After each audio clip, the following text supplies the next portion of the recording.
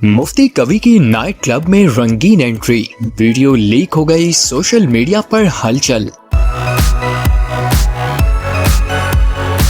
मुफ्ती कवि की एक और शर्मनाक हरकत, नाइट क्लब में पार्टी की वीडियो सामने आ गई। मुफ्ती कवि को तेज म्यूजिक पर रक्स करते लोगों के दरमियान देखा जा सकता है। वीडियो लीक होने पर सोशल मीडिया पर हंगामा शुरू हो गया। मुफ्ती कवि मंजर से गायब हो गए, कोई जवाब न आया। मारूफ मुतनाज़े मजहबी स्कॉलर और टीवी शख्सियत मुफ्ती अब्दुल कवि एक बार फिर खबरों की जीनत बन गए। ये पहला मौका नहीं कि मुफ्ती अब्दुल कवि किसी तनाज़ों का हिस्सा बने हों।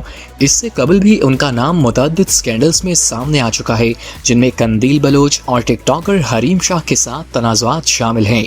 माजी में अपनी निराली हरकतों की वजह से तनकीद की जद में रहे, लेकिन इस बार तो हद ही पार कर दी। मुफ्ती अब्दुल कवि की एक वीडियो सोशल मीडिया पर वायरल हो रही है, जिसमें इन्हें मुबैना तौर पर एक रेव पार्टी में देखा जा सकता है।